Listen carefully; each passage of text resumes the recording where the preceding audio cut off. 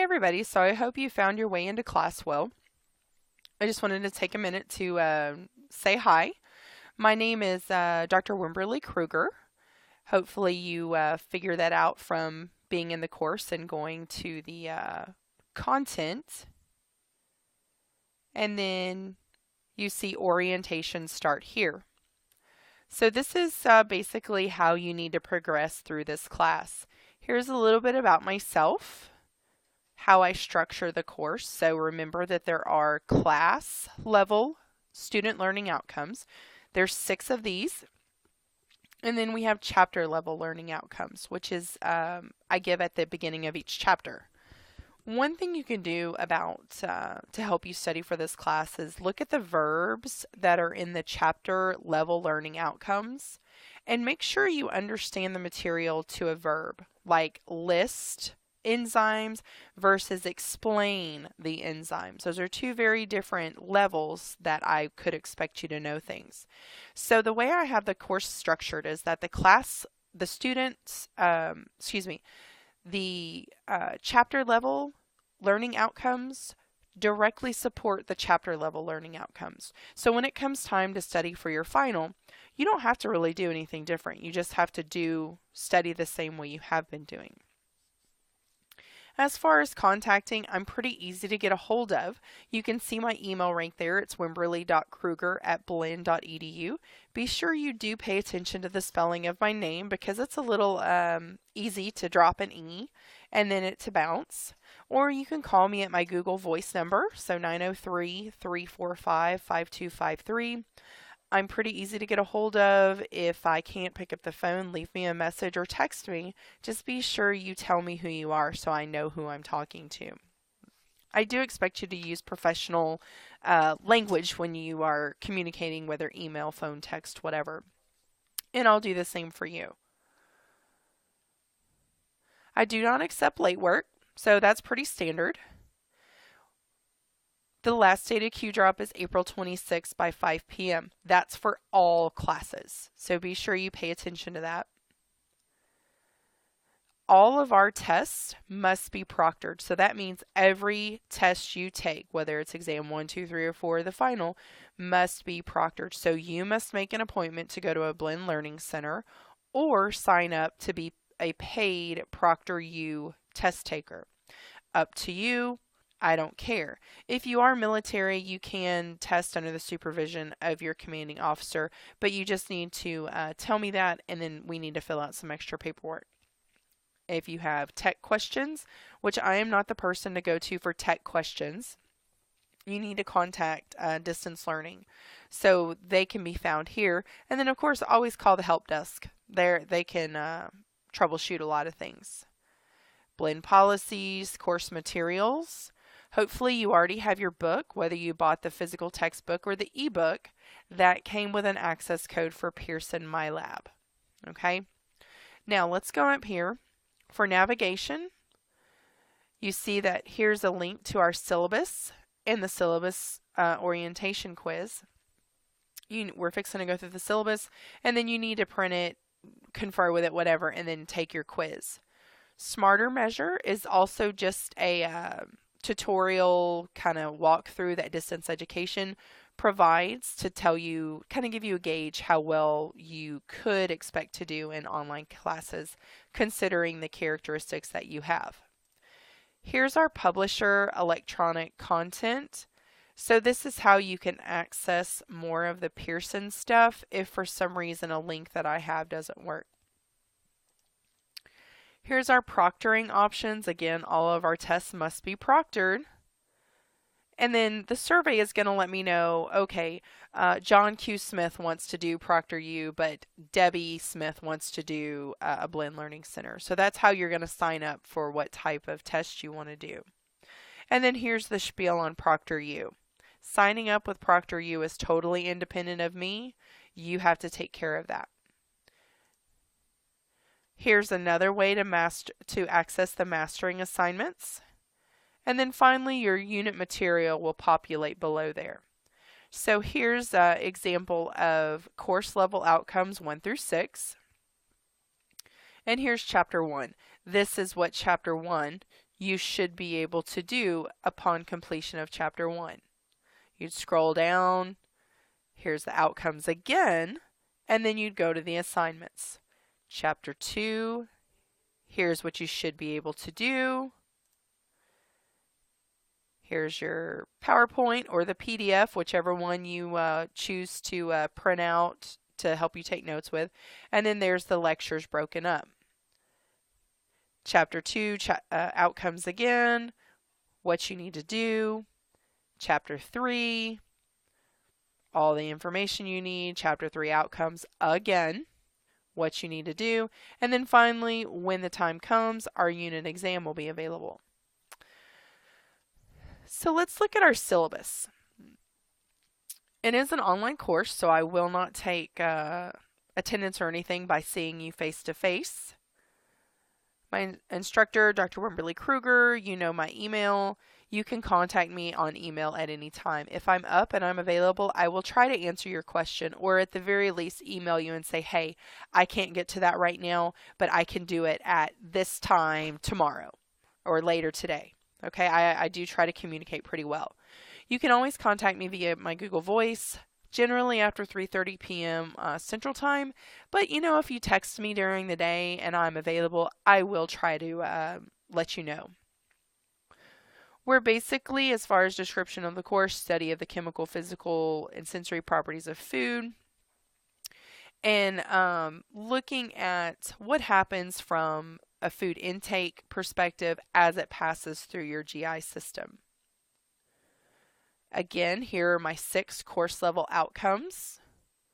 The materials, that textbook, whether you got the physical book or the ebook, I don't care. And then here's the registration instructions right here. Now hopefully, I see a lot of people have already registered at Pearson. This widget right here, so I went to course up at the top, and then I scroll down to get to my Pearson widget. You would click that and then insert your access code, or you click that and it would take you directly to Pearson, and then you would just go from there. See, we talked about major exams. There's 4 major exams. They could, test questions could be multiple choice, multiple select, fill in the blank, matching, short answer essay.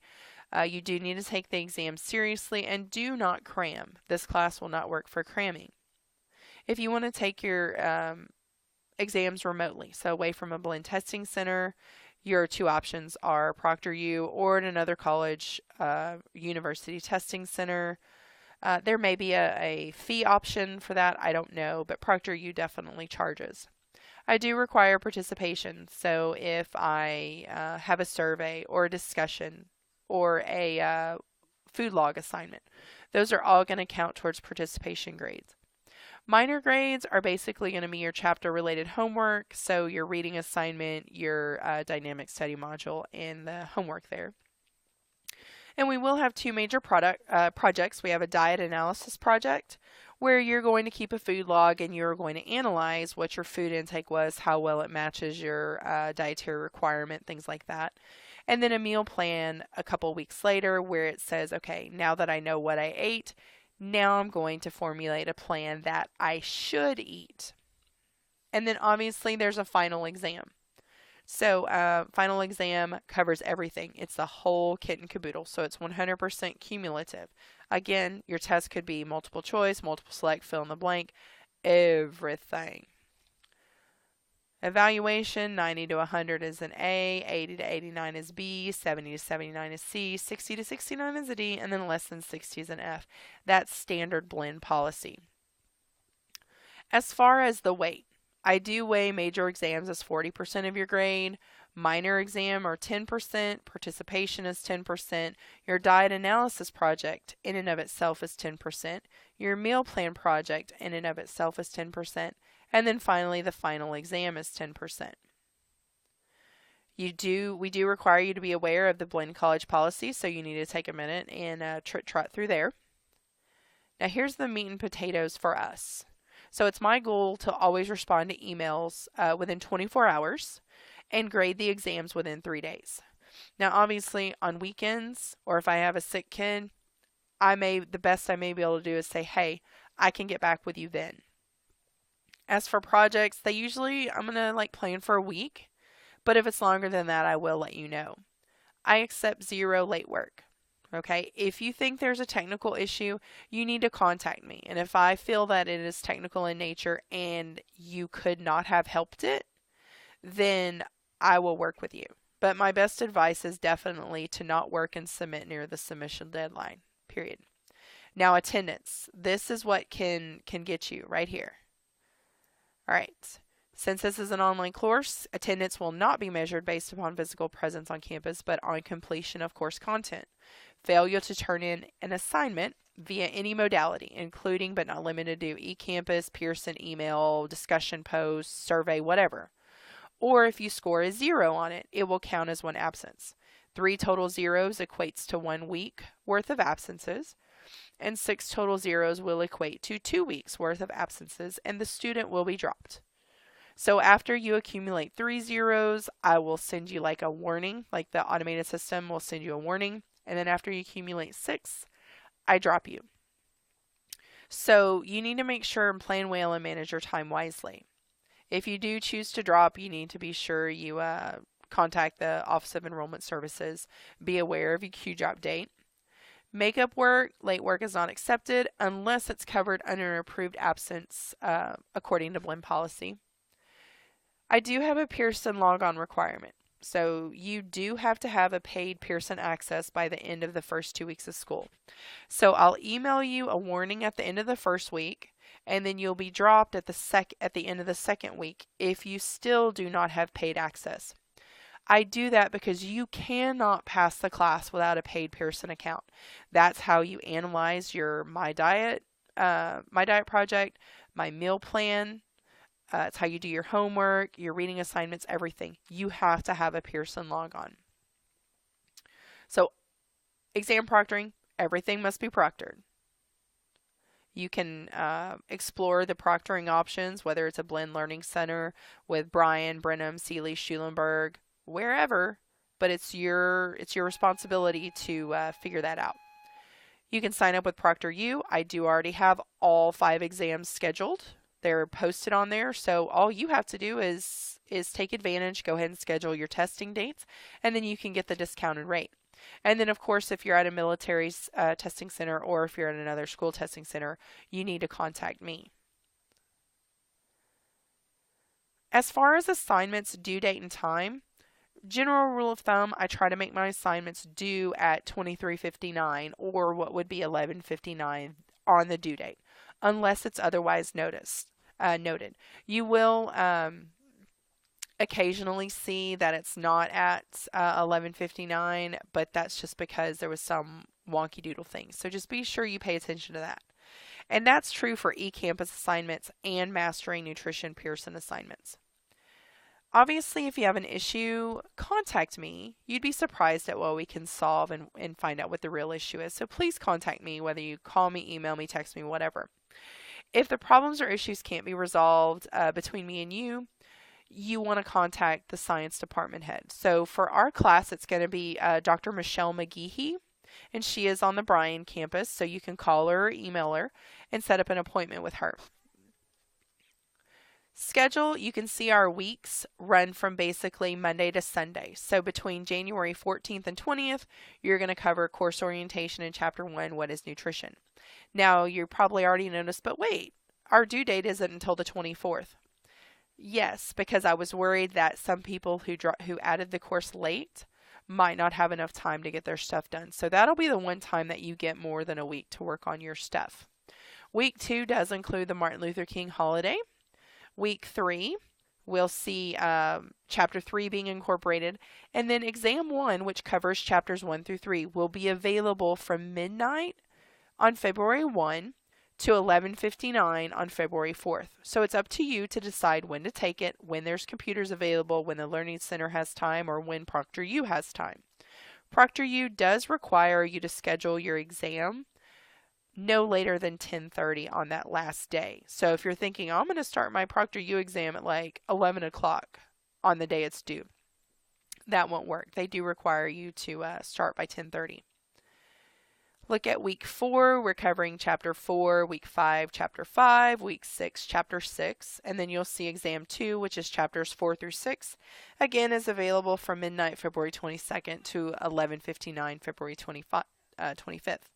Week 7 is chapter 7, week 8 is chapter 8, and you will also start your 7-day food journal in mastering. So that's going to be the foods that you use to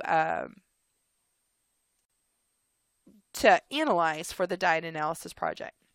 Week 9 is spring break. Yay!